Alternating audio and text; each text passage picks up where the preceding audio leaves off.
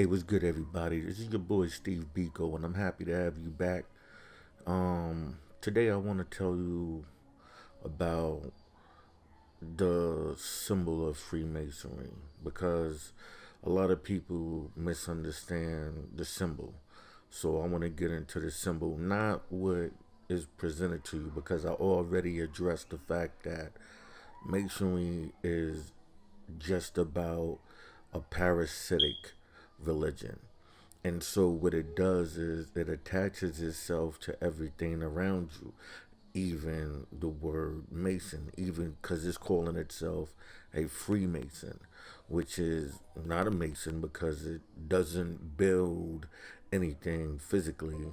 It just uses the symbols as a representation of what it's doing. You understand what I'm saying? So like, say we talking right now, be like, okay, cool, let's build. You see, that's a terminology of Freemason. That's what a Freemason does. He's supposedly building you up mentally, making you woke, which is the third eye. And I'm going to get into all of this and how all of this plays a part. So, how do we start? Okay, now let's take a look at the symbol. The symbol is told that, oh, it's a compass and a ruler, and these symbols are symbolic to things that they do, which is, the compass is, to make a 360 degrees, and a ruler is to measure and to make things straight and fair. Cool. All of this fly, right? And I'm not saying that the things that is being said in these teachings. I don't care what school you go to, whether it's the Nuwabian, Dr. York people, or the NOYs and the you know the Moorish science temples, and I would say the 5% nation, but there's a reason why I don't include them in this teachings. And later on, as time goes on, you'll see why I've constantly excluded them in the description of everything that's being said. Not now, I could be wrong, and not to say that there isn't the 10% within the 5%, but as far as what Clarence X was trying to do was to separate himself from that and bring it to the street. Now I'm hoping that it was for the purpose of, not trick knowledge and not putting the people into a certain mind state. Unlike, Malachi York, who was out there to infect all mind states and, get you to think a certain way while implying the true meaning of Freemasonry. So, let's take a look at the the symbol. I mean, look close. Now, what do you see? I'm not gonna lead you. I'm not gonna tell you anything. I'm gonna just let you look at it real quick. Now, let's take away the edges. What do you see now? And if you still don't see it, then let me give it to you. It's a vagina, right? Same way like you'll see in, the, let's say the, what do you call them guys? The Rastafaris, right?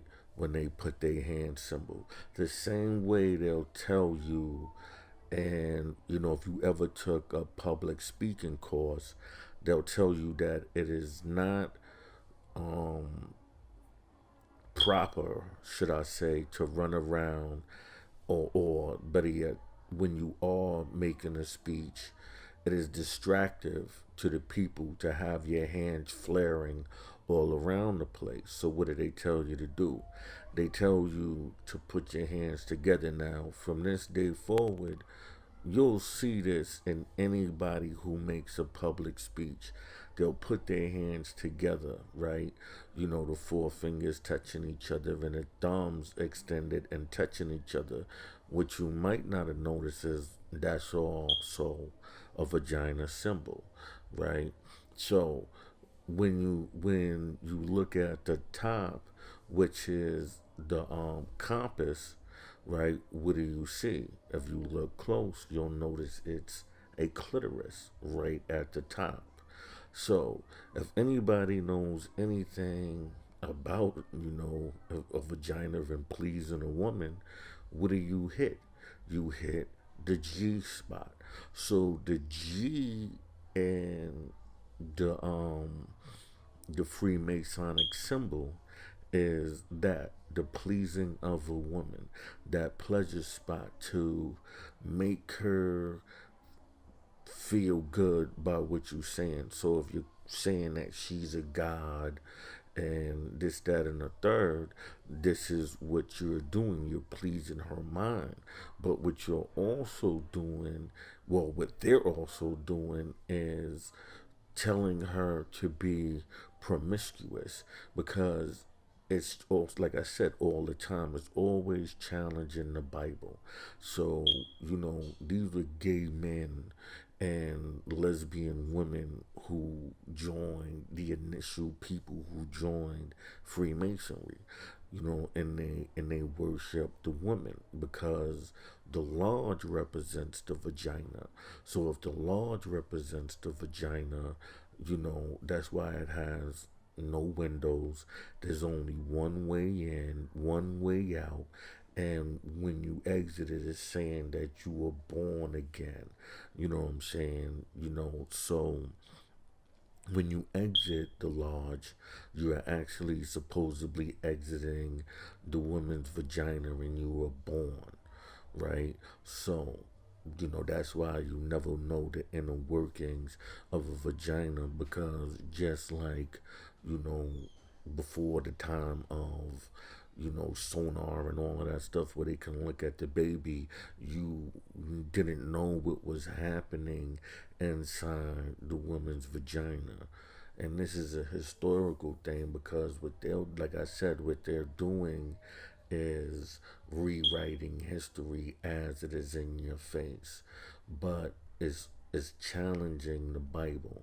So a lot of females will gravitate to this, like I said, but for the men is two now that you have two different type of men. The men who benefit from the sexual um openness of the woman where she runs around and be promiscuous and sleeps with many men, and then you have the other side where like I said, they have no care for her, so they don't care if she runs around in this fashion because they're challenging the Bible. But mind you, those same people don't care for her either because there is only a plan. Now, the plan is just like how it is in the Bible, where it says, Lucifer will be set free for 1,000 years, and then after that, it would be put back into forever enslavement. So, when you hear a Mason say, you know, from chaos comes peace, meaning that first you let everything run wild. You set all of these people in a chaotic state, and then you come in and you be the hero. You show why that this was not the way, even though you knew it wasn't the way from the beginning. But to control the people, you must redevelop a whole new style. So the new way, I can't tell you what's going to be after the 1,000 years, but these 1,000 years are for vagina worship.